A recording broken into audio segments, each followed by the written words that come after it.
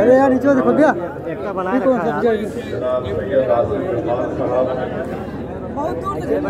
सुल्तानपुर के मिर्जा अकरम बेग साहब, मोहतरम जनाब सरफराज साहब और आज मजलिस इत्तेहादुल मुस्लिमीन में जमहूरियत इख्तियार की मोहतरम जनाब पवन राव अम्बेडकर साहब और हमारे भाई मोहतरम जनाब अतीक अहमद साहब की बेगम साहिबा और उनके फर्जंद और उनकी बहन मंच पर डाइस पर बैठे हुए उत्तरला के मजलिस इत्तेहादुल मुस्लिमीन के उम्मीदवार मोअज़्ज़िज़ हाज़रीन इकराम, बुजुर्गान मिल्लत, नौजवान साथियों, मैं आप तमाम का बेहद शुक्रगुजार हूँ कि आपने अपना कीमती वक्त निकालकर आज के इस मीटिंग में शिरकत की। मेरे पास अल्फाज नहीं है कि मैं कैसे आपका शुक्रिया अदा करूँ। मैं सिर्फ अल्लाह से दुआ कर सकता हूँ कि अल्लाह सुब्हाना व तआला आपके दिलों में मजीद मजलिस इत्तेहादुल मुस्लिमीन की मोहब्बत को पैदा करे और अल्लाह सुब्हाना व तआला आपकी इस मोहब्बत और वाबस्तगी की बुनियाद पर सुल्तानपुर में इंशाअल्लाह ताला हम एक नई सियासेंगे और यहाँ से इंशाअल्लाह ताला आप तमाम लोग मुत्तहिद होकर अपनी दुआओं और अपने इत्तेफाक की बुनियाद पर यहाँ पर आप मजलिस इत्तेहादुल मुस्लिमीन के उम्मीदवार को अपना विधायक बनाकर उत्तर प्रदेश की विधानसभा में भिजाएंगे इंशाअल्लाह। मेरे अजीज दोस्तों, मेरी इज्जतदार माँ और बहनों, मेरे मजलिसी रुफ़ा, मजलिस इत्तेहादुल मुस्लिमीन का पैगाम, इसका मकसद यही है कि भारत की जमहूरियत को मजबूत किया जाए, अवाम के दिलों में भारत के संविधान के यकीन को और भरोसे को और मजीद किया जाए।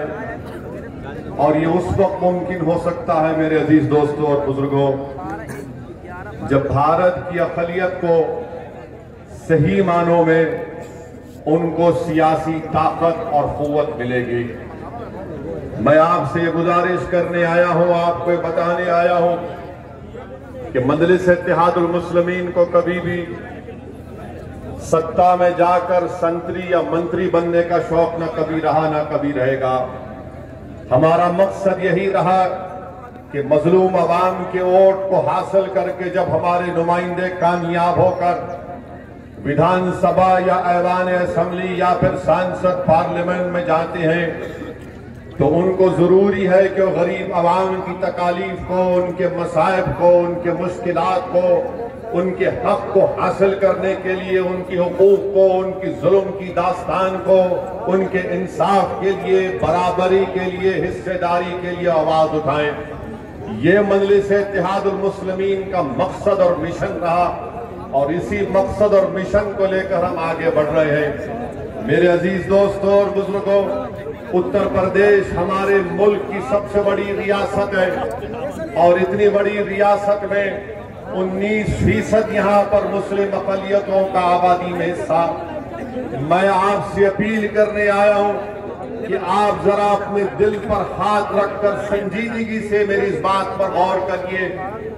कि इतने बड़े प्रदेश में जहाँ पर हर बिरादरी का, हर कास्ट का उनकी एक सियासी आवाज है, उनका सियासी नुमाइंदा है। आप खुद बताइए, उत्तर प्रदेश में इतनी बड़ी तादाद में मुस्लिम अक़लियत रहती है,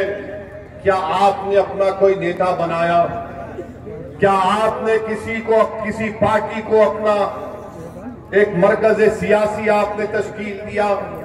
जहां तक मेरा हाफिजा मुझे कहता है कि बरसों पहले, बल्कि आज से 55-60 साल पहले डॉक्टर अब्दुल जलील फरीदी साहब रहमतुल्लाह अलैह ने जो मुस्लिम मजलिस बनाई थी, जो एक उम्मीद का एक चिराग बनकर उभरा था, उसके बाद से आज तक मुस्लिम अक़लियत की कोई क़ियादत नहीं बनी, ना कोई आपकी सफों से आपका कोई नेता बना। मजलिस यही चाहती है कि आपके दरमियान में किसी को एक नेता बनाया जाए, आपकी एक सियासी लीडरशिप को, क़यादत को मजबूत किया जाए, जो इन तमाम नाम निहाद सेकुलर पार्टियों से आजाद हो। और यही वजह है अजीज दोस्तों और बुजुर्गों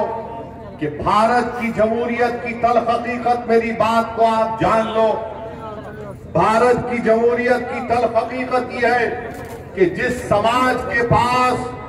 उसका नेता हो